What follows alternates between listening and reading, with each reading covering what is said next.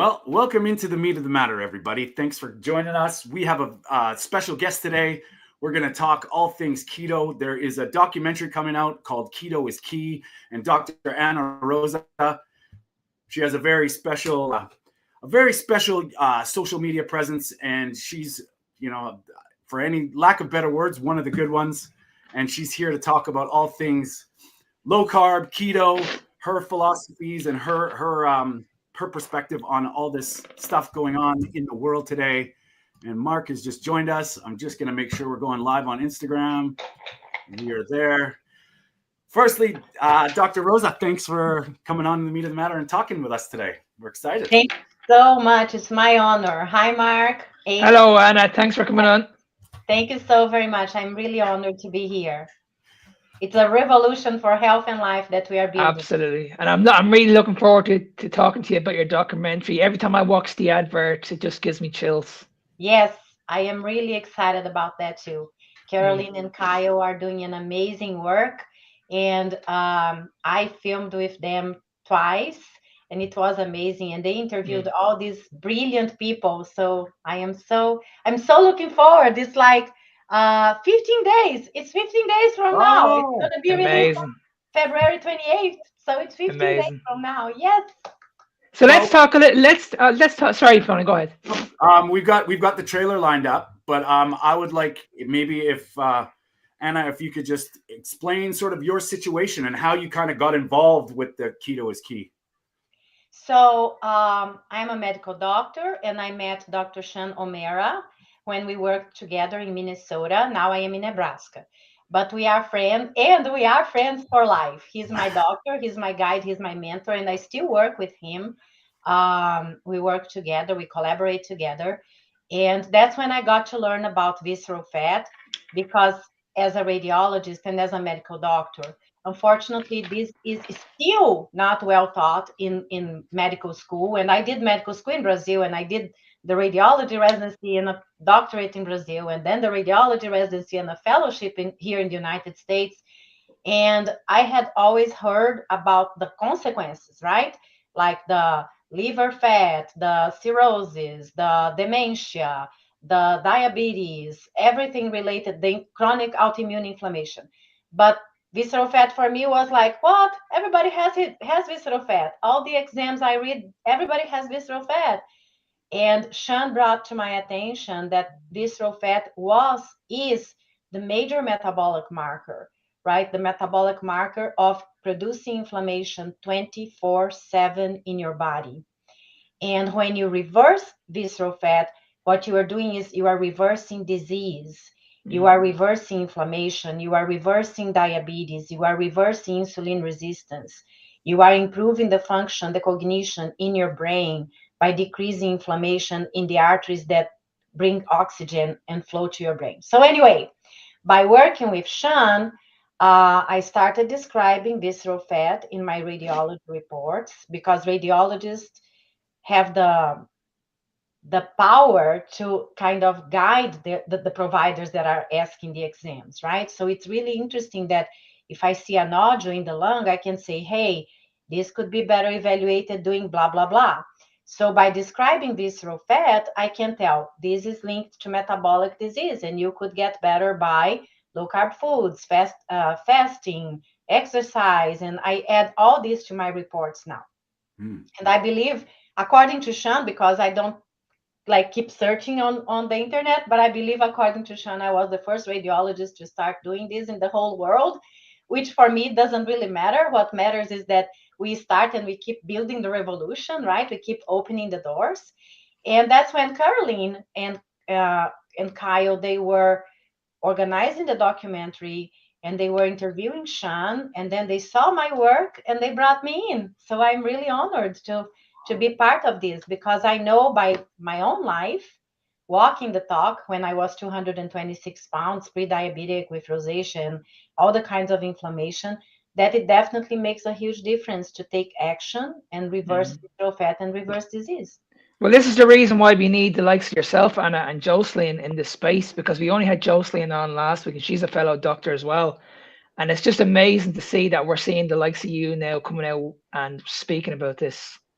because this is the reason why we need this. And this, unlike what this documentary focuses on, it's the visceral fats. It's like, this is what you can't see. We all know we can get in amazing shape. You look at somebody and you see them, they're very, very skinny, or they have muscles, but we don't know what's going on the inside of the bodies. Like, I know, I've said this many, many times, that I know two of my friends that are bodybuilders, and that they're in amazing shape, but both of them are type 2 diabetics. Both of them. Yes. You know And what I mean? yep, I do know what you mean. And I, as a radiologist, I see that day in, day out, right? I open exams, CTs, MRIs, even ultrasounds.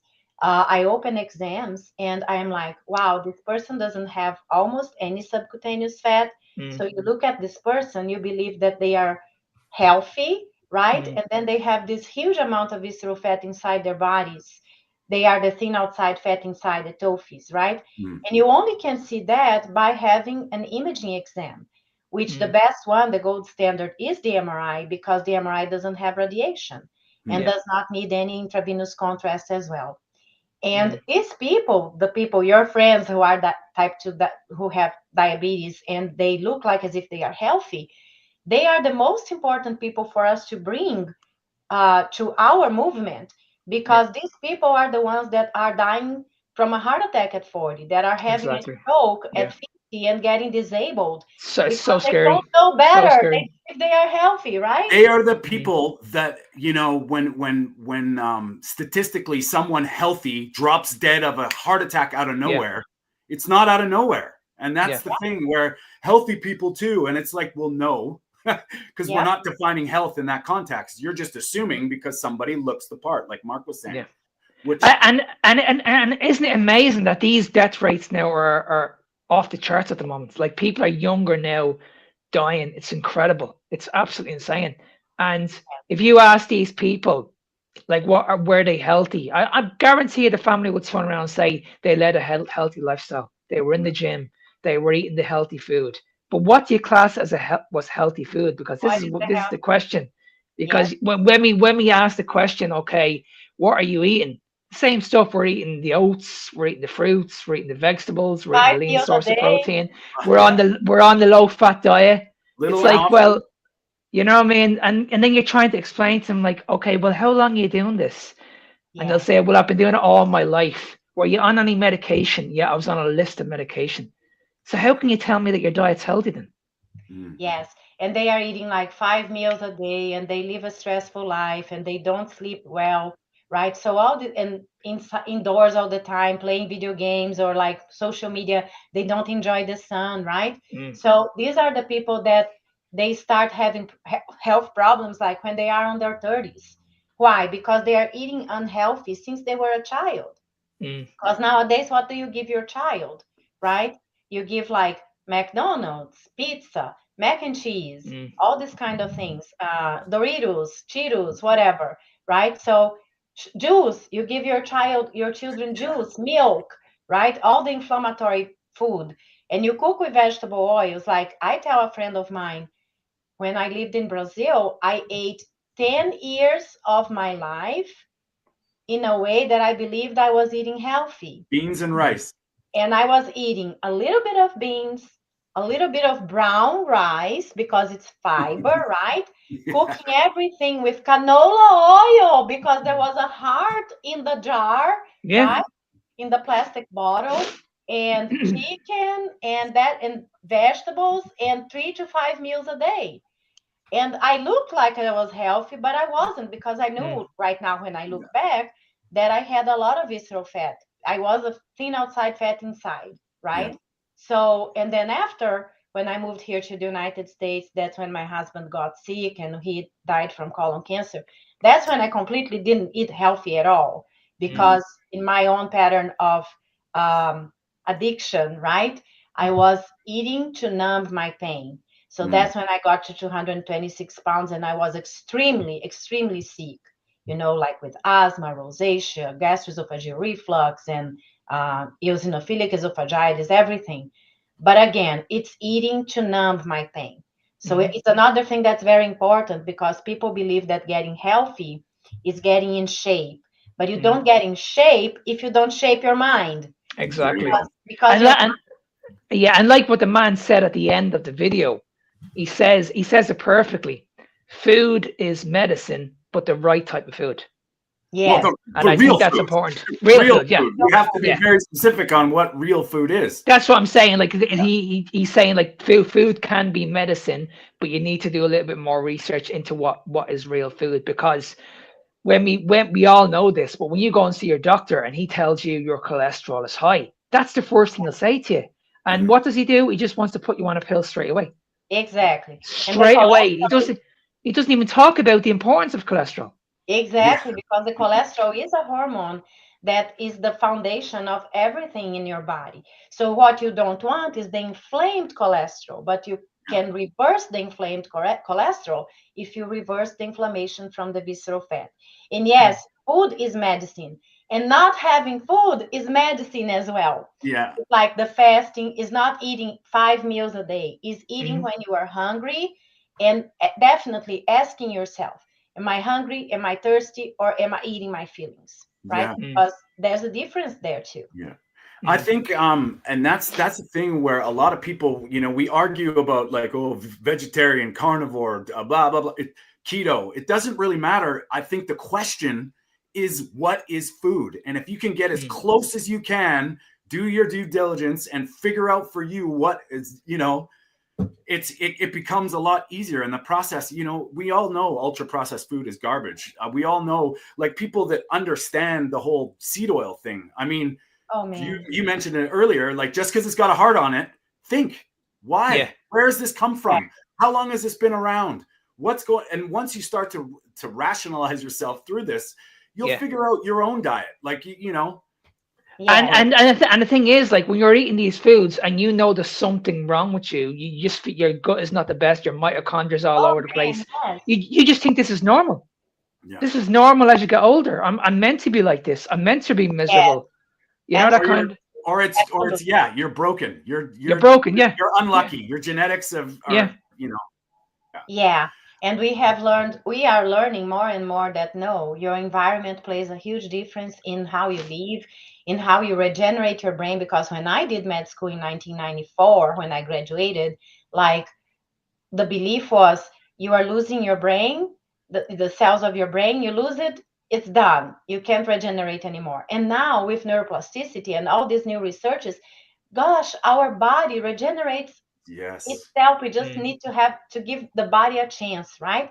So it's so amazing that you can build new synapses, build new neural paths, build brain, increase the volume of your brain. And no matter what way of eating you're choosing, if it's keto, carnivore, if it's keto, vegan, I'm not a vegan person, but it doesn't matter. Whatever you are choosing, like you said, Tony, make sure that you are eating real food, and make sure that you are having the things that are not negotiable. Like I tell myself, my non-negotiables are my daily protein quota. Yes. It's a non-negotiable. Another non-negotiable is the supplements that you might not be getting in your food that are very important for your health.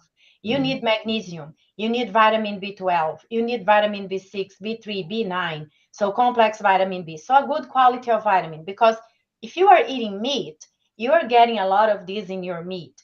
But if you are not eating meat, you definitely need to supplement that, because vitamin B12 changes the volume of your brain, and you don't want to have cerebral volume loss, because you don't want to lose your memory. You don't want to have gait issues. You don't want to have speech issues, right? So that's very important, that whatever you choose wisely to supplement what your body needs. And that's a good point, because even vegans, when you realize you have to supplement things, and I'm not talking about the ethical side of things, I'm talking about the nutritional side of things. Yes. If you must supplement B12 because you do not get it from your diet, that's a non-negotiable, like you mentioned. Like, that's the thing that it really doesn't matter which way you do things. You have to realize our body needs essential nutrients no matter what. So and like what you said, Anna, the most important macronutrients, I think we can all agree, is protein. Yes. Like we know that when it comes to protein and the 9 essential amino acids, we can't get this in plant food. Yes, and protein is not negotiable. Yeah. because protein, it doesn't matter how you're going to make the quota for your day. Protein is your muscles. Protein is your bone. Protein is the source for everything that is built in your body. So it's not negotiable, right? Yeah. And that's the thing. Well, like, I mean, I've helped vegetarians be better vegetarians, actually more towards a carnivore vegetarian, because they're prioritizing protein. So they're eating eggs. I'm like, eat a lot of eggs. You know what I mean? If that's your protein source. But and like Mark mentioned with the amino acids, you can combine them. Yeah, but then you're dealing with digestibility. Like, I think, I don't know if you've ever heard of Peter Ballerstadt when he's talking about the DIAS score. If everybody would just look at protein as the, like Mark mentioned, the amino acid side of things, it changes things. It changes. And when I was in nutrition school, that was my biggest problem I had with it, was because they're telling you need protein. They're saying meat is complete protein, but you should go to plant sources because you need to combine. And that, for me, I was like, well, that doesn't make any sense. I'm not saying you can't do it, but why wouldn't you be eating the true source of, like, you don't have to think about it, right? And see that's where we're going at the moment, Tony, because everything is just marketed towards protein now. You can get protein in breads, you can get protein in bars, whey protein. It's everywhere now. It's literally in your face. So nobody understands what real protein is. That's what Peter Ballerstadt says. He says that quite a bit. It's like, yeah, it's crude nitrogen. So yes, technically there is protein in these things, but it's not bioavailable. It's not proper amino acids. It's just they measure the nitrogen. Oh yeah. So when you're eating that granola bar and you're getting 18% of your daily protein, that's not true. That's no, it is not. And there is a lot of sugar, and there is a lot of carbs, and there is a lot of everything that it's preservative and conservants, and that it's very processed and ultra processed. And definitely everything, I tell myself, everything, because I heard that everything that comes in a box, in a bag, or in a can, that's not for me, because the expiration date there is decreasing the years in my life.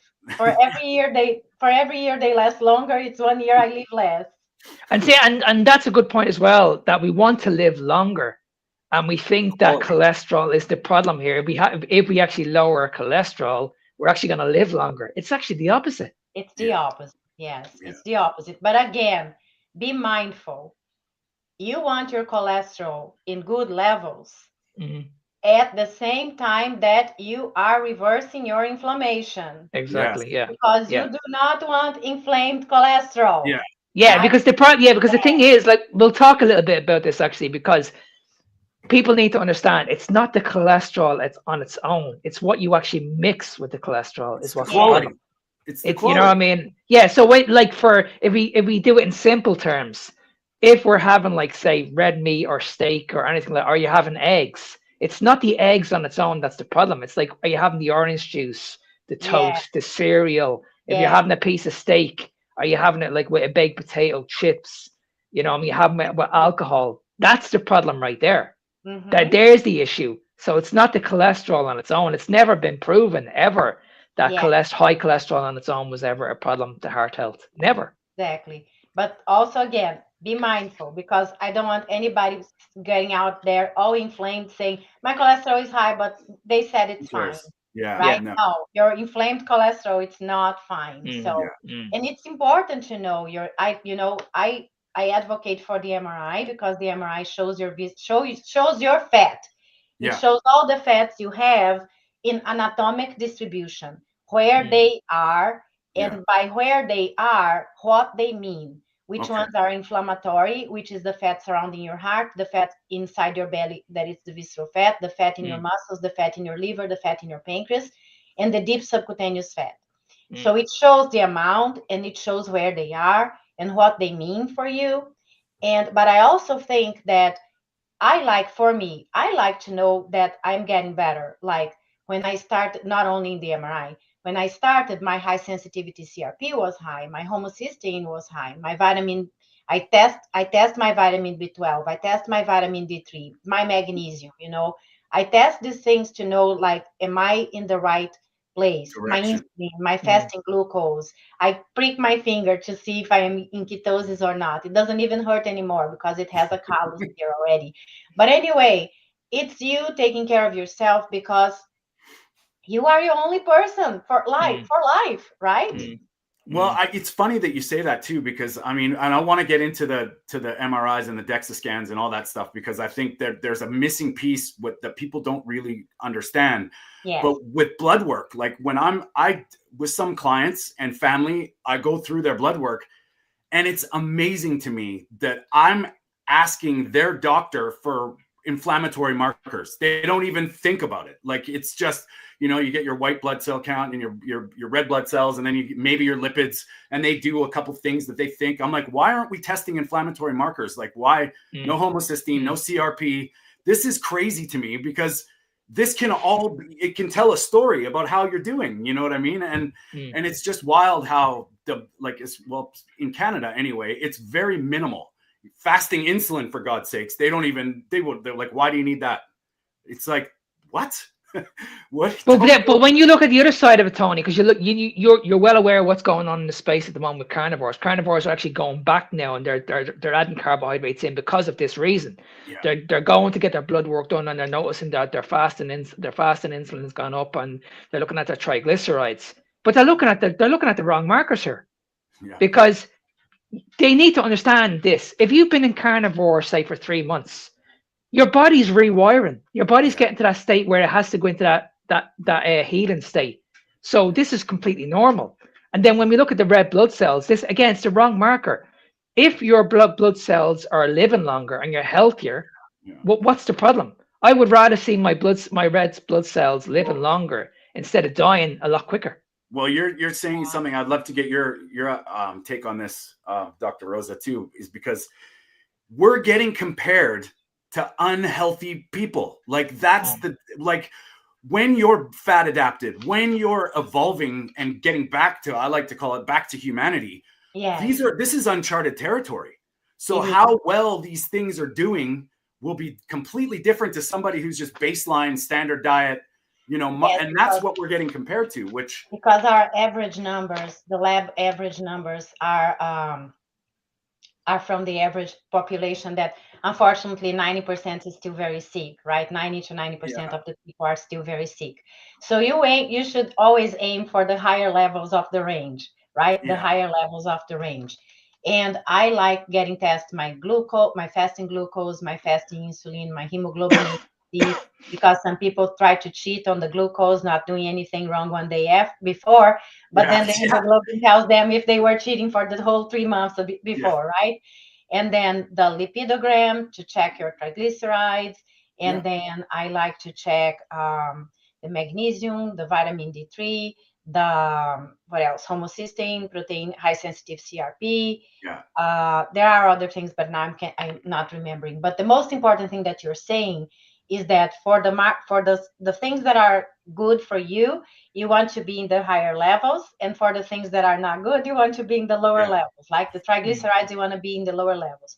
My HDL now always flag me as if it's high, and I'm like, why are you flagging me if I'm high? It's good, right? But it's the way that the world is. But the major thing is for you to feel in your body. You're going to see better clarity of thought, better energy, better sleep, better movement, better flexibility, everything, better way of breathing. Everything is going to be getting better and better in your own body.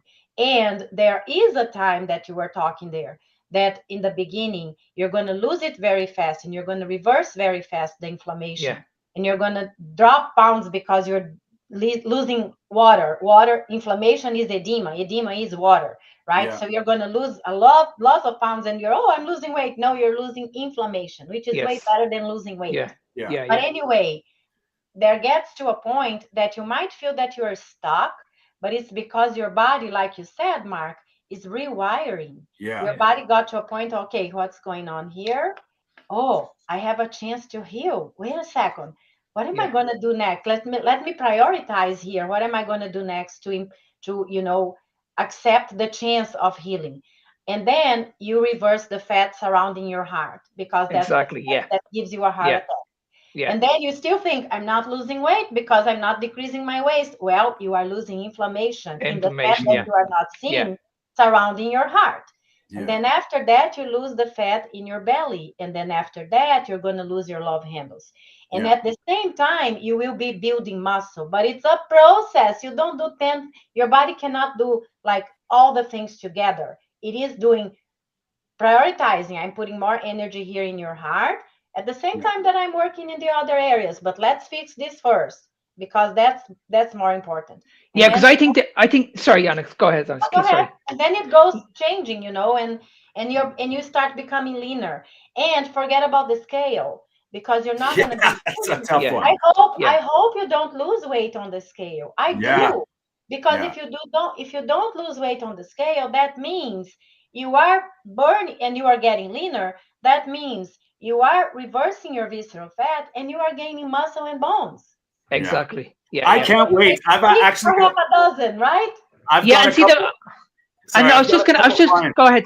I've got a couple clients that can't wait to hear that. Like that, it's funny how nobody talks about that side of things. It's like, no. This is a good thing. You know, everything is getting better and the scale's staying the same. You're doing good things. Like exactly. And see that, and I think don't lose weight in the scale. I even hope that you gain weight on the scale at the same time that you're getting leaner because it's muscle and it is bones. Yeah, and I think the most important thing is if you're going into the carnivore diet, you're going into the carnivore diet because you want to fix yourself the right way. Don't look at it as like a diet. We want to move away from that. That's not what this is all about. And one thing that I like you said there, you want to fix your body in the right way. If you want to fix your body in the right way, why are you using the measurements of the old way? Exactly. Yeah. Because when you think about it, the right way, which is because when you look at what we're currently doing at the moment, we're chasing calories. But chasing calories has nothing to do with fat storage. It's the old way again, right? It has nothing to do with it. Yeah. So if you are in a calorie deficit, like you said, you're removing water away from your body. You're removing inflammation away from your body. Where's that inflammation coming from? It's coming from the carbohydrates. So before you get to that stage where you need to tap into your body fats and you get to that maintenance level, you need to remove the inflammation for your body first. And that's why I keep saying to people, like when you come into this diet, first of all, forget about the weight loss. That's not the most important thing. You need to heal. And I can't tell you how long this is going to take. This could take 3 months, 6 months, a year. But believe me, it's going to be worth it. And it'll be worth it. But you should keep doing because mine took more. Mine took almost 3 years for me to be able to really see the changes in me. I was seeing minor changes. But why? Dear God, I was 52 years damaging my body. If my body took only 3 years to get better, for me to see results, that's amazing because I damaged my body 52 years. Yeah, exactly. Right? Exactly. Yeah. So it's just an exercise of patience, of commitment, consistency, and compassion to you, right? Yeah. But again, another thing that you said, yes, don't call it a diet. I urge people to not say that either. You are not on a keto diet. You are not on a low carb diet. You are not on a diet. The diet is the fattening diet, the inflammation diet. The diet is what the people around you and the people around you are and you were eating. And me too. The diet is what was making our muscles wagyu beef, right? The diet is what built the inflammation in us. So when you go back to eating as you are supposed to be eating, you are not on a diet. You are eating properly. The people who are not eating properly are on the fattening inflammation diet. And the thing is, when people hear the word diet, they panic because they're like, okay, I'm going to be starving. Yeah. It's not going to last. It's not sustainable. So that's why we need to move away from that. Yeah. The reason why you're starving is because this never works. Yeah. We know we can go on a low calorie diet. We know we can lose weight on a low calorie diet, but how long does it last for? Exactly. I like this. 3 months, 3 months, and then you give up. Your body panics, and it's like, well, I can't do this anymore. And then you end up putting the weight back on, and then that guilt comes back, that shame comes back, and then you say to yourself, okay, well, I failed here. This was my fault. I should have been a little more disciplined. And you have these experts that are saying that the reason why you failed is because you weren't counting your calories accurate enough, or you needed to try a little bit I harder. absolutely love everything that you said, because it ties to when you say it's a diet. I'm going to try to remember the things. When you say it's a diet, you are panicking. When you think it's a diet, you are panicking. Pay attention. When you think, okay? Yeah. And then you believe you are a failure. When you believe you are a failure, and then you give up. And then everything is your mindset. So, and then you don't get the success. Sustainable success is not losing the weight, reversing the inflammation is extremely important. But, it's not going to be sustainable if you do not change your mindset. That's You have to beautiful. believe that it's not a diet. It's the way you must eat for your health. Yeah. You have to believe that it's not a failure. It's just that you didn't look at the process and the system and the plan correctly. It's not your failure. It's like, if I tell you I'm going to go to the gym at 5 a.m. in the morning, and at 2 a.m. I'm still working because I am on call, and then at 5 a.m. I don't go, I'm going to say, oh, I failed. I didn't go to the gym. No, I didn't plan properly. Yeah. The failure was in the system. It's like your car. Your car doesn't have gas. It's not a failure of the car. It's because the car doesn't have gas. Love it. So when something goes out, when you believe you are failing, take this belief out of your mind and question, what happened here in this process that was the breakage? What do I need to fix for the next time to work more properly? And you reiterate this over and over and over again. So then you build sustainable success by changing your mindset, and by questioning. You have beliefs, you have stories, you have everything and you have ways of measuring that are everything is old. Everything is old. Yeah, exactly. So let's just debunk all the old ways of measuring, all the beliefs, all the stories, and let's just build different, retraining our brain. So then our brain helps us build sustainable success because we believe that we are trustworthy. Right? Absolutely. And see, the thing is, like, when you're putting your body through these extremes, whether you're doing the training, whether you're drastically under eating, that's only having a major impact on cortisol, your stress hormone. And this is the problem. You're putting your body under enormous stress that your body just doesn't want to do this. And this is the reason why you get into this panic situation, this fight or flight situation, because your body doesn't want to do this for a long term. Your body just wants to be nice and relaxed and just, just go like that, just literally level field. That's it. Even if the comfort zone is uncomfortable, it's the comfort zone that you know, right? And I like what you said about the cortisol, because some people say, oh, I did a fast of 10 days. So now I know how it feels because I was doing for my church. And definitely it is a mindset strategy, because after that I wasn't able to do a 48 hours fasting.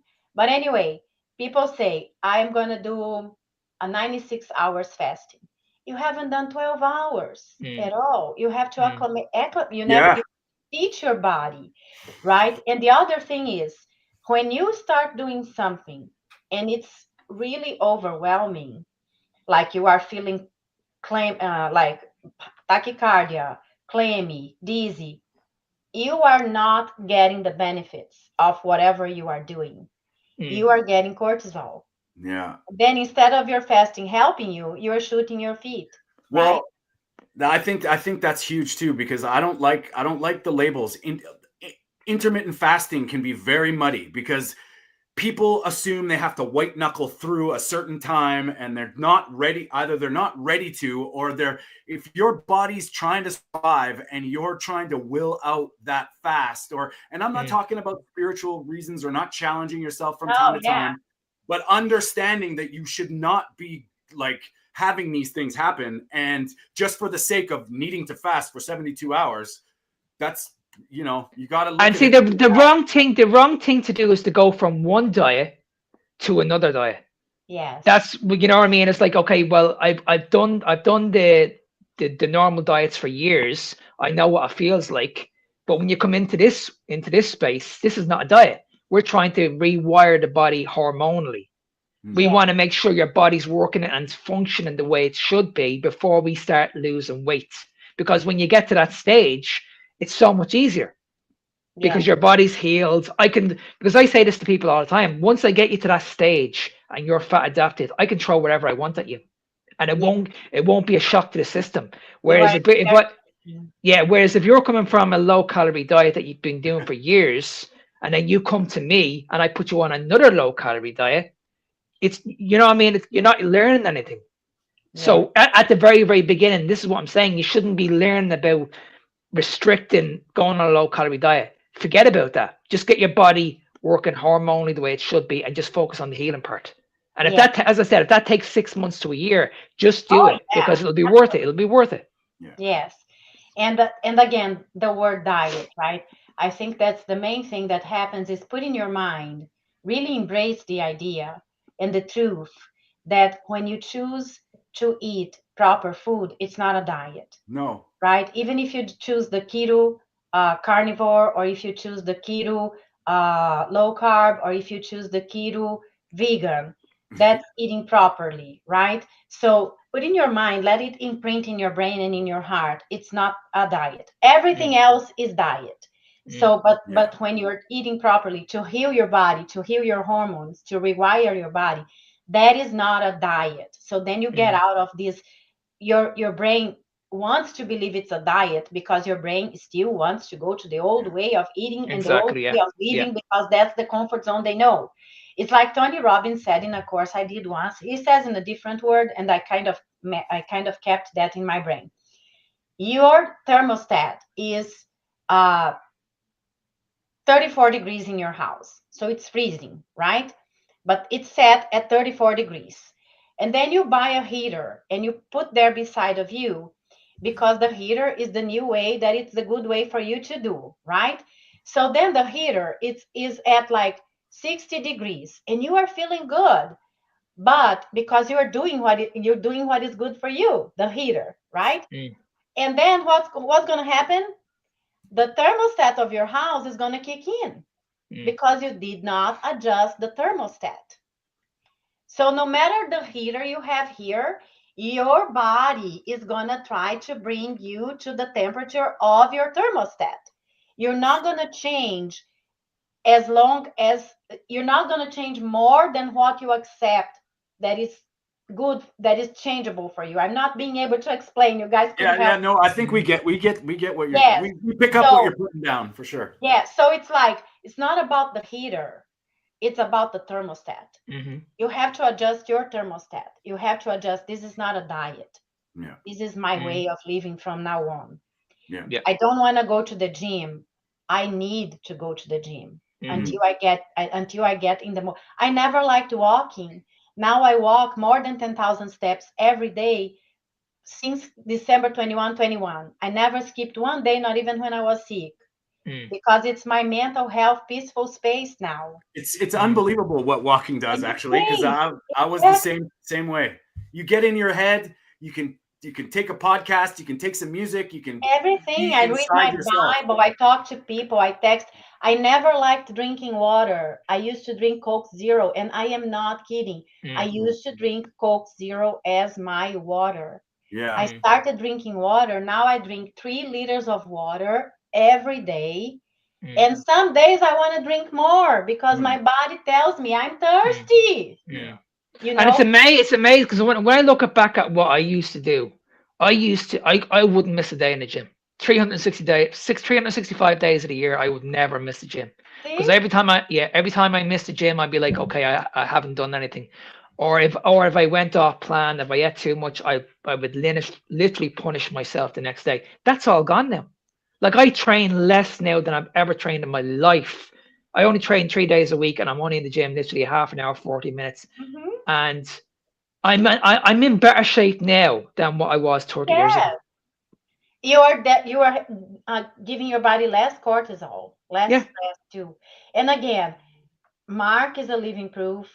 Tony is a living proof. I am a living proof. I'm in menopause since 47. I'm 55. And I just started doing the strategies really to the T around 2023, and it's 2026. So I am living proof Yeah. that you get used. You train your brain. You train your brain that you are your best friend. You train your brain that you are your best accountability partner. You train your brain to trust yourself. But that's a mindset process.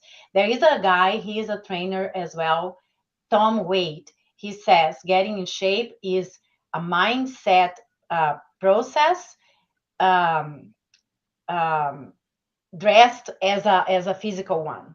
Yeah. Yeah, I like it. which it is. You gotta change the way you are looking at your failures. They are not yours. They are in the plan, in the system, and the process.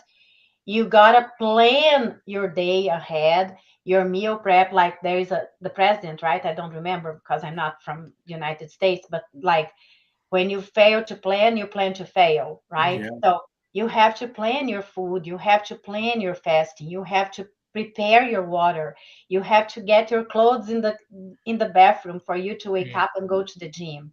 Especially for me, I have ADHD. If I think if it's 5:30 and my 5:15 and my alarm is blah, blah, blah, blah, blah, I'm like, oh my God, I need to get up, get out of the bed, dress, drive, go to the gym, come back. That's like a lot of energy for me and my ADHD brain. So then I've learned, Anna, you just have to get out of the bed. Start And one then I step. get out of the and bed. and Yeah, and see and this way of eating helps with that because it gives you the amount of energy that you need, and exactly. it helps your body to be more relaxed. Because I couldn't believe this was the biggest thing for me, the brain fog. I Yes, cannot believe how relaxed I am now. I don't get nothing gets to me anymore. Whereas yep, before, like if someone said something out of turn to me, I would have got into a fight.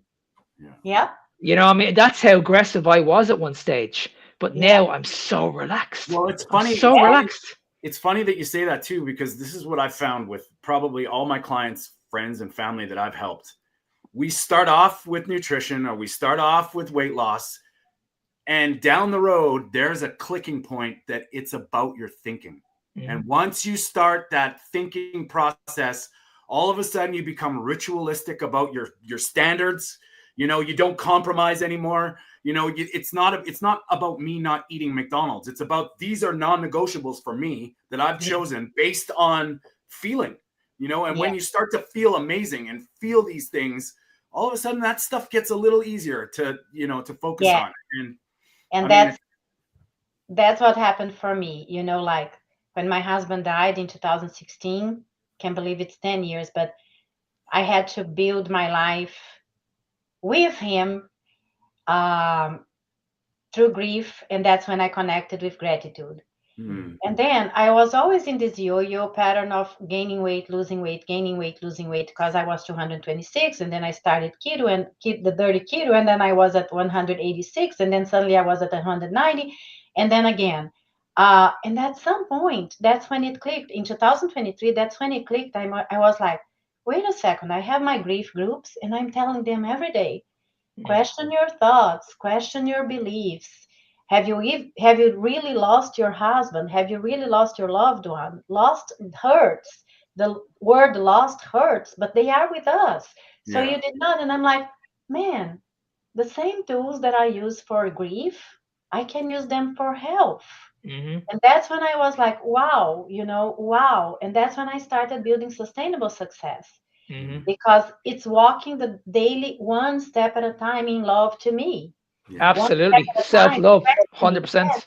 one step at a time, questioning the beliefs, the thoughts, the stories that come, and breaking the patterns and building new ones. And I love when you said compromise, because it's another word that hurts. Because now I tell myself, I'm not doing anything, I'm not compromising when I yeah, don't eat, when I don't drink Coke Zero. I'm not compromising when I don't eat pasta or cake. I am investing. yeah, Exactly. I Yeah. am yeah, investing in my life. I am investing in my body, the vessel of my soul, yeah, right? So I am investing in becoming the best version of myself, that I say, living an unhindered life, right? There's nothing holding me back. I'm breaking the chains of sabotaging Yeah. and building a limitless legacy for my ancestors. My grandma suffered with diabetes type 2. My mom suffered with ovarian cancer. My husband suffered with colon cancer. I honor them. I don't need to suffer and for it as well. I Absolutely. Yeah. honor them, and then I build my limitless legacy for me and for my loved ones, for the future ones, Yeah, right? you want to be that, like that Break the strong, past. that yeah, you want to be like that strong leader, that strong role model. Like we all go through Yeah, pain in our life, but it's like, okay, how do I deal with this situation? Do I go on that track, or do I control my situation? Because yeah, you can actually go out of control in that situation. absolutely. You know what I mean? And it's like, Right. okay, well, how can I deal with that? Instead of going through all the grief and all the pain, how can I improve what I'm doing? And then Yeah, be a role model around the family and and support the family a little bit more. exactly. And it's your choice. And you get to choose. There is a client in Sean's group. He says, you choose your hard. Hmm. Either is the hard that you are doing now that looks hard when you have to choose the carnivore, or when you have to choose exercising, or when you have to choose sleeping, whatever. It looks hard now, but in the future, it's going to be better, right? You are Hmm. building muscle, you are building bones, you are building cognition, you are building fun for your life, Yeah. right? Yeah. Or you choose your comfortable zone now, but you're going to get the hard later, And which is not eventually being you able get, to stand up. Do you know that the major thing that people complain at nursing homes is that they are not able to stand up from the toilet seat? I wow. heard that. I read that this I read this that I read this last week, and I was horrified Yeah. because I saw this happening to my husband, but he had cancer. So Mm. he definitely lost his muscle in a blink of an eye. But Well, there was one day, and I was super overweight, so I was 226. So I didn't have Mm. muscles either. But he went to the toilet, and he wasn't being able to stand up from the toilet, and that just clicked to me this week as like the sarcopenia frailty that we can prevent. He couldn't because he had cancer, but like anyway, um he wasn't able to stand up from the toilet. And then I tried uh, getting him up, and I couldn't. So he fell. I fell, like I held him until he sat on the floor. None of us were able to stand him up. I had to go out of my house, ring the bell on my neighbor, who was a police wow. officer, very like strong guy. He came to my house and he grabbed my husband and he put my husband on the bed. So what happened to my husband just clicked. It always clicked in my brain that I wasn't able to help him at that moment, Mm. but it just clicked in my brain that is the loss of muscle that you Mm. can prevent. You that even if you have cancer, you still can build your muscles as well. But again, it just clicked that what happens in nursing homes, that is the major concern, is that people don't are not able to stand up from the toilet It's seat. such an important message on it. It really is. Like It's it's not. like, It's nothing, right? We take for granted. Well, I'm that's, sitting yeah. up I on my think chair that's, now. I think See? that's Mm. the biggest thing, that we take all this stuff for granted. And Yeah. I tell people, I'm like, you don't realize it's that one time you step off a curb. If Yeah. your body is not able to, you slip. You know, these are stupid accidents that happen to us Yeah. all. And if your Yeah. body's not prepared, the older you get, and this is the stuff that I try and tell people, I'm like, you're not thinking about this stuff right now, but when you Yes. can't tie your shoes or you get stuck Oh my. down there, Yes. what happens Mm. then? You know, like that was my wake up call for walking as well. Because my dad, he was a surgeon, and but he had like, my God, my dad had severe visceral fat. His belly was like that. Hmm. So he was brilliant in his brain, but completely frail. He fell, he broke his hip, and he declined, and he declined. And 3 months later, he was in the hospital and he died. Yeah. But, and I saw his CT, but I didn't need to see his CT to know that he was pure visceral fat and no muscles. Yeah. But he was so sharp in his brain, and he was saying, I am dying because I am frail. Mm. And that's when I started walking in September 2021. He died in August. And I told myself I will never stop. I will not be like my dad, because as a radiologist, I was walking the same path, a workaholic, and, and I did 3,000, I did 5,000, I did 7,000, I did 4,000. And then one day, December 21, I hit 10,000. And I told myself, I'll never do less than 10,000 steps again. And I did not. Like as if I am a workaholic and I am marking my days. Yeah. And that helped me, because you see your loved one and you honor them now by doing what is good for you. And you teach your kids and grandkids. Well, that's the reason why I'm so passionate about what I do now, because of the same reason. Like you, I lost two very loved ones as well, like a couple of years ago to cancer. And I saw how these people went, and it absolutely killed me. To this day, it still hurts. It hurts really, really badly. Yes. And that's why I come across as this aggressive person on social media, because I'm just sick of the bullshit. I'm sick of the bullshit that's on social media at the moment. If you met me in person, I'm a really nice person. Really nice person. I come across this aggressive person on social media because of that reason. I just refuse to see more people suffer, because I see it all the time. I walk outside my home and I'll see people that are younger than me. Like I say this to Tony all the time. In my local gym, people are going on about their testosterone, their mental health is all over the place. They're struggling big time, and they're younger than me. Yes. They're in their 20s, and they're talking about TRT. And I'm like, this can't be happening. Exactly. This is wrong. And then, like, I know Dr. Boza said, or what the doctor said at the start of the documentary, that anybody that has a cholesterol of under 50. Oh, yeah. I need to stop you, Mark. You're dead. Because we brought Dr. Anna Rosa we were on talking about the documentary, and we talked about so many other things. So I want to play that, because I think what you just said, Mark, ties into like the whole thing about visceral fat, and how, if not the biggest marker of your health, you should be damn well aware of it. Like, this is a big thing. So I'm like, we got to talk about this. This is crazy. But I mean, I love our conversation. That's awesome how we let's watch the documentary, because it's amazing. I'm gonna put on the clip, and we will post the timestamps for everybody in the on the lives. If they're watching the replay, we'll put the timestamps in on these things. So, but I will bring this up, and just bear with me 2 seconds, guys. We'll watch the clips the previews about a minute and a bit, and then we'll get your take on it. Yeah. Okay. Let's see here. Yep. In a really sick cardiac patient, if you only have a cholesterol of 50, you're in big trouble. Because that aorta opens up, you're dead in seconds. You don't live long if that thing ruptures. He said, Lindsay, this is about as bad as you see. When you look on the inside, you're morbidly obese. Fat is not supposed to be in some places of the body. Fat is supposed to be stored in fat storage. Have we been describing this as radiologists? No. Most doctors will look at, oh, this number's high, here's a pill for you. Essentially, he has a death sentence. What did our ancestors 500,000 years ago eat? We have limited food availability, and it would be unnatural to not go in a state of ketosis. Now we have foods that are just rich with fructose, damages mitochondria. Know what you're actually putting in your body. Learn to count your macronutrients. When they explained to me where I had gone wrong, that's when I realized why I was so sick. You can reverse pre-diabetes and type 2 diabetes by putting somebody on a ketogenic diet. Every patient deserves the best shot possible. That incorporates the best diet possible, which we think is a ketogenic diet.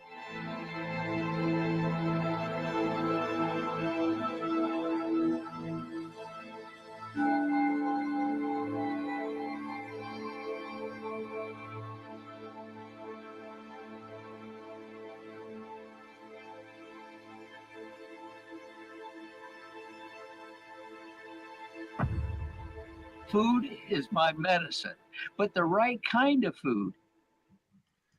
Wow. I'll tell you what, I'm like, just to have your name with a lot of those people that I've looked up to over the years. I mean, Dr. Thomas Seyfried, God bless him, I mean, if everybody knew about him and his, Cancer is a Metabolic book. And then Sean O'Mara too. It's wild because when I first heard about Sean O'Mara about 6 years ago, it just, everything starts clicking and you're like, wow, this is, and then you see the medical, Mark and I talk about this a lot, is the medical system is not on your side. Why aren't we testing for this? Why is this not if anything, the health of a nation, of a country, of the world, if we just tested our visceral fat and got our proper scans done, at least you'd know where you stand. At least you'd know where you're progressing to, and it's wow. I'm just, honored to have you here. And we're in the presence of greatness in a very special way too. So and the first time I've heard about visceral fat was from Sean.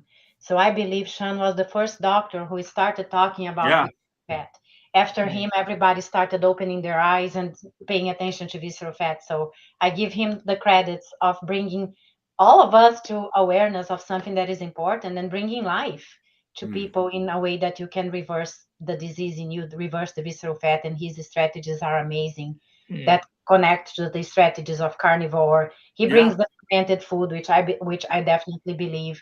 One thing that I wanted to say is, it's very important that we spread this movie, we spread this documentary, we keep talking louder and louder, because some people look at for example, the food pyramid. Some people look and say, oh, but it's not good. Hey, everyone, any progress is progress. Yes. It's not about perfection.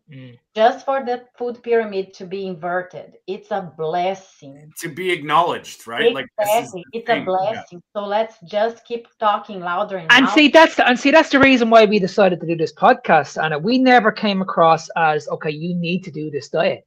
We always said that, okay, just listen to us. Yes. Just listen to what we're saying, and then you can make up your own minds. Yes. You know what I mean? We never came across as, okay, we never said once to anybody that you need to do it. But you know, Mark, when you're saying that, I kind of this is where this Keto Is Key documentary is coming, because a lot of the different doctors and the people that are on there are not one specific. Anthony Chaffee was interesting. And if you listen to Anthony Chaffee, what he says is a ketogenic diet. That includes a carnivore diet. The carnivore diet is a ketogenic diet. Yeah. And when you're looking at, if in my opinion, the most prominent cancer researcher ever in history, Dr. Thomas Seyfried, and I've seen interviews with him almost in tears, saying, if people would just listen to me, you keep doing your thing in the medical system, just listen to this. I think, and Dom D'Agostino with his, when you understand where he comes from, he's dealing with NASA, he's dealing with Navy SEALs, he knows he's got his chops, and the guy looks, he's pretty beefy. His physique is second to none. He's ripped, and he's been a keto for, since I've learned about low carb. And then you have the Sean O'Mara side with the visceral fat and the carb, even Rob Sivas with the carb addiction. This is all, it's very obvious to us, but I think that's the thing that people miss. It's not about a ketogenic diet even. No. It's a real human diet. I think the most important thing is, we just want to be, if anything, you want to be on a low carbohydrate diet. No matter which way you look at it, low carbohydrate, keto, carnivore, it's pick one. Pick one, wherever one you want to do, just pick one. I think that's the food pyramid inversion that's beautiful, because their grains are unnecessary. They're not necessary. So stop telling the world that they are, and that's a big message. And what I would say too is an apology as a doctor, we were not taught this. We are not taught this. And unfortunately, everywhere in the world, we work extremely long hours through a lot of stress. So many doctors don't have time, but mainly don't have energy to get updated. So it's our work as well as patients. And I'm a doctor, but I'm talking as a patient. It's our work as a patient to bring these updated versions to our doctors and discuss with them. So then we open their minds. And the doctor who doesn't want to open their minds, maybe it's not the doctor supposed to be your doctor, but you don't have to condemn that person either. Yeah. Right? But I'm glad, but I'm glad you said that, Anna, that you weren't taught this. I wish more doctors were honest with you, because like when you ask a doctor the simple question, like how many years did you study nutrition? He won't even give you the answer. No. He won't even give you, he won't even answer you. We were not taught about visceral fat either. We are taught about everything, the consequences, like I said, the liver, the pancreas, the brain, everything, the chronic inflammatory diseases. We learn all of this, and we are there to take care of you. We said we do not want to do any harm, but again, we were not taught. So we are learning, lots of people are learning, and that's what I'm saying. Let's keep advocating, let's keep talking, let's keep being louder and louder, and let's keep like advocating for CPT codes for doctors to have more time as well to spend with metabolic health. Yes. I think that's a big lesson. That's a big lesson here. It's not personal. It's not doctors. This is a system. No. This is a global system that's failing, not people, right? Why can't we not work together? Yeah. Yes, it's easy to what I mean? And say, oh, the doctors don't know this, the doctors are not doing that. And I agree, I wasn't doing this. I didn't know that. But I'm learning, and it's a process of learning.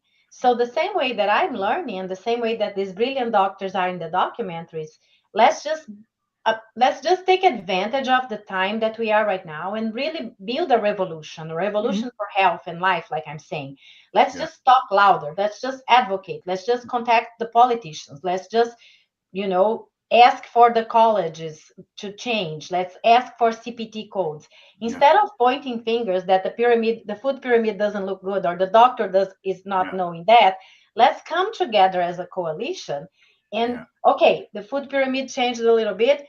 What do we need to do to change it better next? Exactly. Faster, the next time faster, right? And the doctors don't know that. How could we help the doctors to start learning that? How could we help the colleges to be required to bring that as a knowledge? So then all the doctors from now on are going to know it during the time that they are getting trained, and they will not need to be looking at this at 1 a.m. in the morning when they have to wake up at 6. Right? Yeah, just like having coming together, like you said, we are all together on this. It's that we definitely need to come together to help each other with knowledge, to help each other with support, encouragement, guidance, wisdom, right? Yeah. Yeah, because the thing is, like I said, documentary for your doctor. Send a documentary for your doctor. Right? Yeah, because like I've said this all the time, like we all want the same thing. We all want to see people get healthy. Yes. But I just don't understand why there's this divides. I don't understand. I can't understand why we just can't listen to each other. Like I've never once said to any doctor that I call out, I'm gonna be abusive, or I'm gonna do any nasty things. I just want to have a civilized conversation with you face to face, and let's see if we can come up with a solution. That's it. Yes. But they won't do that. It's like I have the PhD here. I'm the qualified person here. Yeah, you're qualified, but you know nothing about nutrition. I do. Yes. Yeah. Well, I have a PhD too, and I am learning together with you and together with everybody else. So again, I'd say that in my grief group, and that's funny that you're bringing this. Some people are going to listen. Others, no matter what you tell them, they're not going to listen. They didn't, like, I'm a Christian. They didn't listen to Jesus Christ. So why would they listen to me? But again, in my brain as a Christian. But on the other hand, it's like the grief. When you are grieving, there are friends that they just want you to move forward, move on. There are friends that will sit on the bench and hold space for you. So you just have to understand which friend is which and drop your expectations. Otherwise, you're just going to drain your energy. Like there are the friends who will sit on the bench. There are the friends who will travel with you. There are the friends that will go out. There are the friends that will never show up again, and you just put them on the shelf. So there are the doctors that will come with you, and that's great, because then we are building a coalition. There are the doctors that will not come with you, And that's great too. You release them, like Mel Robbins says, let them be themselves, and you keep building your revolution, you know? Yes. Yeah, and that's something to be said as well. And this is where I try and explain this to people. Now, if you have two physicians, two PhDs, two MDs from the same school, the same training, the same money, the same foundations, whoops, they have a difference of opinion. Who do we listen to?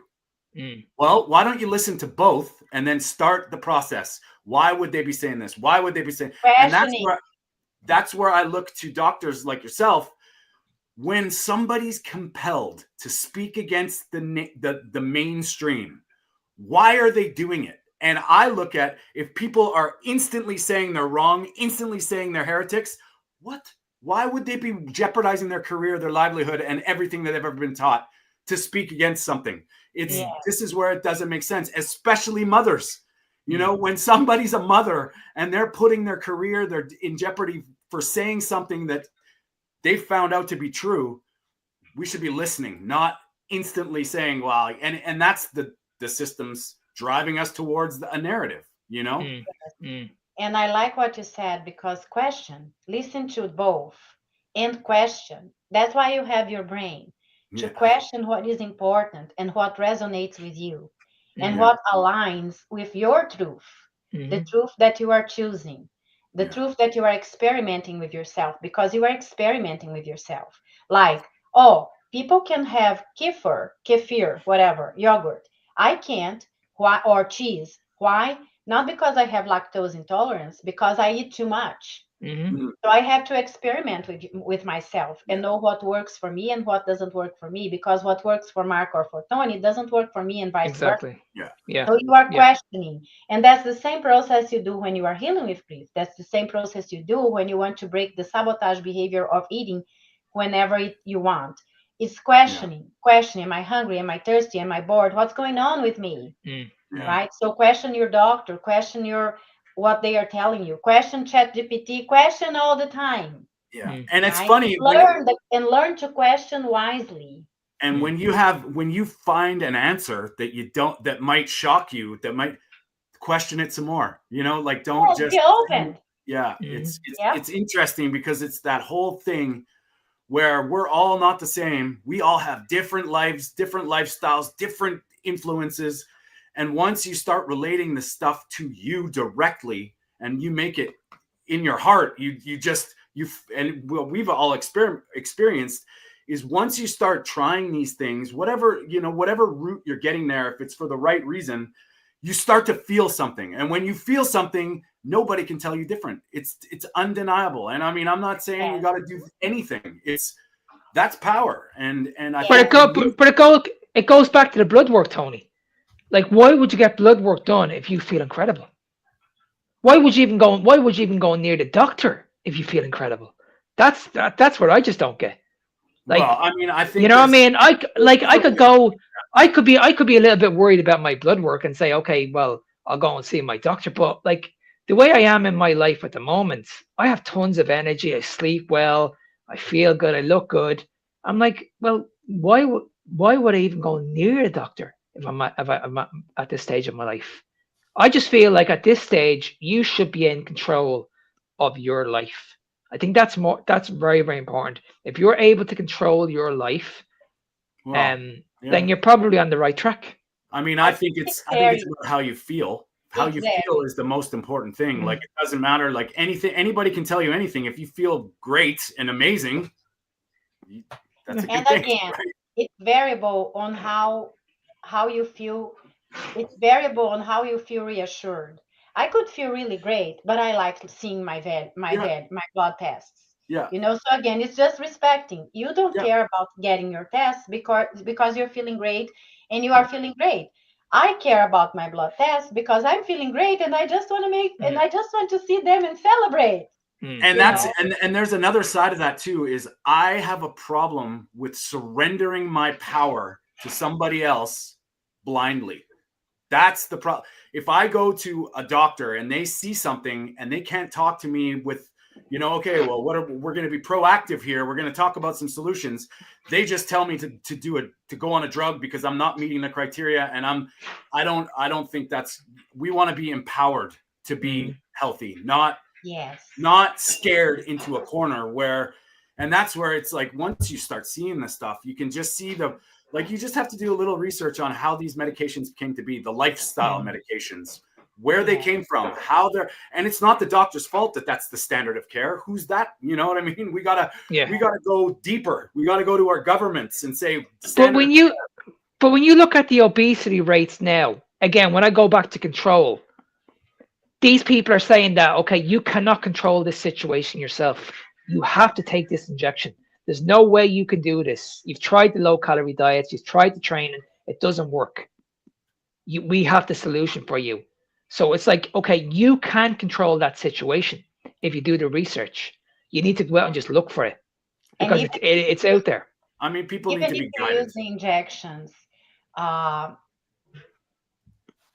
you are only going to be able to control the results of anything in your life, either health, weight loss, reverse inflammation, good relationships, your job, if you change your mind.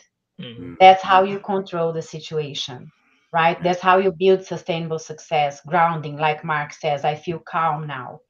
And how do you do that? By questioning. And how do you do the questions? You have open-ended questions. Anytime you are talking to yourself or to someone else, you don't want a yes or no. You want the what, the how, the when, where, the why. You know, why can be defensive, offensive, whatever. So go for what, how, what, when, where, you know, and always believing in your body and in your mind that you are investing, not compromising. Yeah. And what you said that it's so important is like feeling. When you change from knowing to knowing, it's a huge difference. That is your why. That is what's gonna keep you standing when everything else is falling apart. It's knowing to knowing by open-ended questions. By open-ended questions. It's not because, again, it's not nothing. Nothing is already black and white here, all or nothing. But like, it's not always. Everything has a good and has a bad. Nothing is always good or nothing is always bad, right? So we're talking about you were talking about the injections. Yes, the injections could be bad. Yes, the injections could be good. What are the questions you are asking to yourself? What are the questions you are asking to your doctor? What are the questions you are asking to the process of using or not using the medication, of doing or not doing the ketogenic way of eating, not diet, way of eating? The questions will also guide you. The questions will give you the answers that you need for your truth. And the truth will set you free, right? Yes. So you need your truth. You need your own truth, because that's what's going to keep you in control. And that's what's going to keep you getting sustainable results. Yeah. Well said. Anna, how are you? The documentary is the truth. And you could share this truth with people. And I firmly believe it's going to be, well, I shouldn't say I firmly believe. I believe that it's going to be released February 28, which is 15 days from now. So you could go to the website, Keto Is Key, movie.com with Caroline and Kyle, and you could get your pre-movie, whatever, you know. Pre-showing, and you could give it to someone else as well, right? Yeah. So just go for it right now and get your way of doing it as soon as it's released and sharing with others. Share it with your doctor, you know. And yes. How are you for time? Get it to your house and schedule your friends and have a steak, a Brazilian steak. And you have everybody party movie with Brazilian steak. It's picanha time. Let's go. Yes. Well, you know, we'd love to have you back on. I would love and talk more about visceral fat, DEXA scans, MR, what you guys do. because I think that is something that people, I mean, it's possible. You can go get this done, not by your doctor's, not on the doctor's orders, but you can actually go. There's places I know in Vancouver, there's places to go. And I think if you're wondering how you're progressing and you're stuck with maybe a weight loss plateau or a stall, and you want to see how your body's responding to what you're doing, I would argue, I think you could probably agree, it's the best way to check. It's undeniable. Saying it fast. Instead of using BMI, use the waist height circumference. That's when you measure your waist. And when your waist is decreasing, it means your visceral fat is decreasing, right? So waist height measurement should be less than 0.5. It helps. Also, when you lay down, when your belly is splashed, that means you have subcutaneous fat. When your belly is protuberant, similar to like pregnant bellies, and hard, it's more visceral fat. So that's visual. You can do it every 2 weeks, whenever you want. Another way, the MRI is the gold standard without contrast. You don't need to do an MRI every 3 months. That's not logical. The good idea is once a year or every 9 months, maybe. Okay. If you're really, when you are really determined and compromised with and investing in the strategies of getting better. So then the MRI, again, is the gold standard because it's going to show the fat surrounding your heart, surrounding in your belly, in your muscles, and the visceral and the subcutaneous, superficial, which is good, deep, which is not good. And for you to track your trajectory, the DEXA scan or the bioimpedance are awesome. Why? Okay. Because you are seeing that you are losing fat, which is what you want, and at the same time, you are gaining muscle and gaining bone mass. If you are losing fat and you are losing muscle or bone mass, you are not in the right track. You have to wrap up, you have to rise up your plan here. You have to do more strength training. So you want to lose fat and gain muscle and gain bone mass. That's the trajectory that the DEXA scan shows very well, and the bioimpedance could help in between, right? The DEXA gives you the body fat percentage, which is great because then you know that the fat is diminishing. And when the DEXA gives that number, or the number for the visceral fat, it's an average. So again, that's why the MRI is a gold standard, because the DEXA, when it gives you the body fat percentage, it's giving you the fat that you have in your bones, in your bone marrow. It's giving you the subcutaneous. It's giving you the visceral. It's giving the fat in your muscles. It's giving the fat in your breasts. So like it gives the fat in your whole body. And the visceral fat is the body fat percentage minus the subcutaneous fat. So technically, it's not exactly your visceral fat, but it's a number that you could use as a trajectory guidance. Yes. Telling a story. I hope it helps. No, that's great. No, it does. Makes perfect sense. If we could have you back on and we can get into the details. I know Dave just mentioned the DEXA scan versus CAC test, and DEXA is basically your tissue, like your muscle, your fat. The CAC is just for coronary the plaque in the arteries, for coronary arteries to see the calcified plaques. It doesn't see the soft tissue plaques. It doesn't measure the soft tissue plaques. It measures the calcified plaques. And one thing is like that I would tell us to advocate as well is when you do a coronary artery calcium score in CT, the person reading your exam is able to see the fat surrounding your heart, which is more important. No, I don't want to say that. No, it's very important because the fat surrounding your heart is what leads to the inflammation in your coronary artery that will give soft tissue plaque that will calcify. So the coronary artery, the calcification in your coronary artery that the CAC score gives you is a consequence of the fat surrounding your heart. So it's very important to know how much fat you have surrounding your heart too.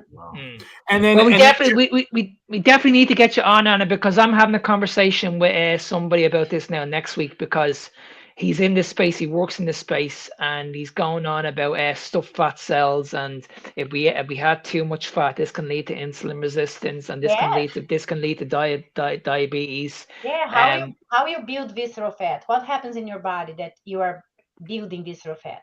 What is visceral fat creating? Insulin resistance, pre-diabetes, diabetes, and all this other stuff, right? Dementia, vascular dementia. But what I'm saying is, though, this guy he's not talking about the sugar aspect. He's talking about if we consume too much fat.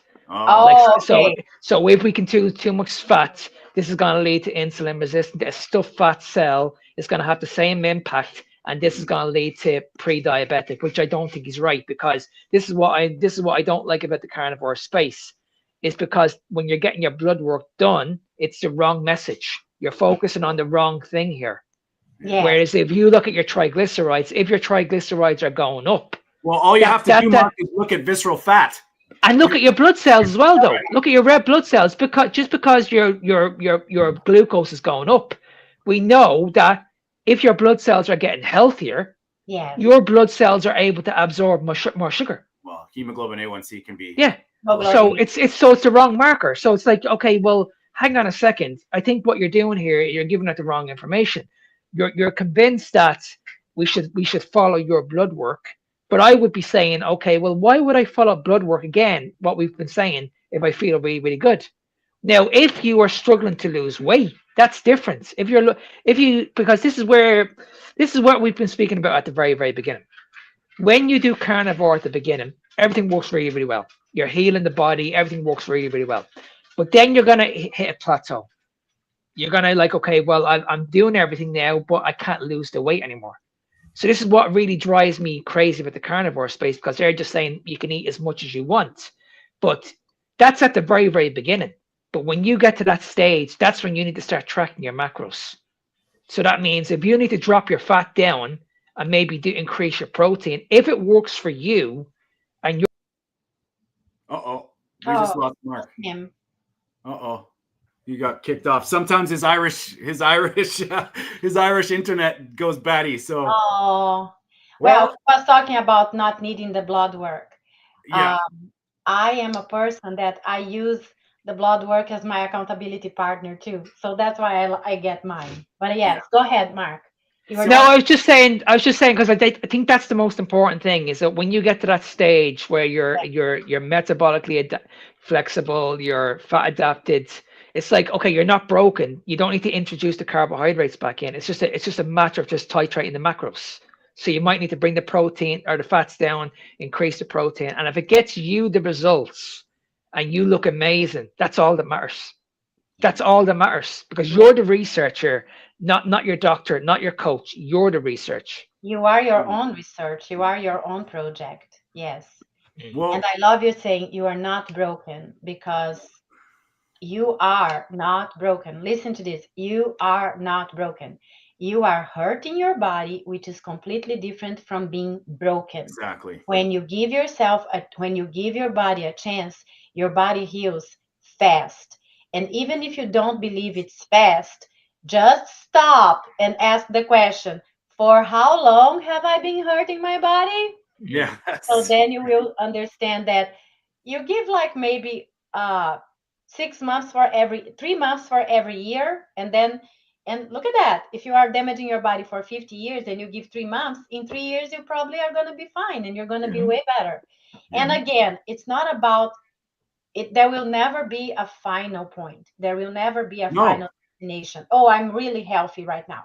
There is always room for improvement, and there is progress, not perfection. So then you decrease stress in yourself. You decrease the stress. And your body's constantly healing. It's just doing that. And if you give it the right formula, it takes care of itself, and it's always doing it, you know? Yep. Mm-hmm. Well, Dr. Ana Rosa, this has been an amazing conversation. There are so many places I would love to go. I hope we didn't deviate much. No, well, you know what? Honestly, Anna, we could have done another 3 hours in this. Yeah. I love talking, yes, but I hope I didn't deviate, because you said, I want to talk about the documentary, and we didn't talk much about it.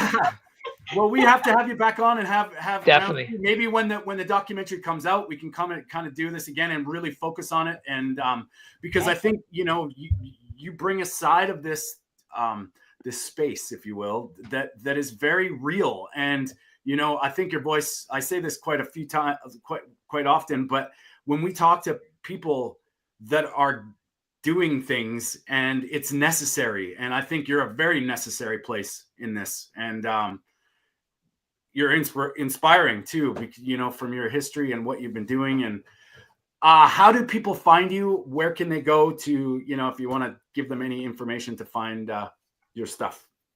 First of all, thank you for your kind words. I do appreciate them. That's really important for me.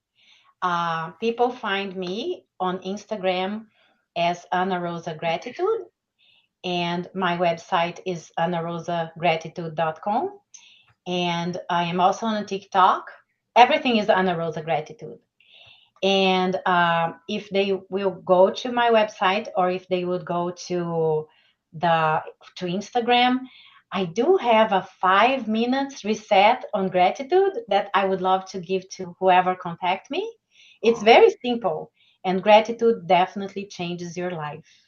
Gratitude resets your brain and releases oxytocin, dopamine, DHEA, serotonin, decreases cortisol, for everyone who likes the science. But gratitude connects you to your heart, from knowing to knowing. Yes. Beautiful. Beautifully said. And if you can just hang on for a couple minutes after, we'll get all the details.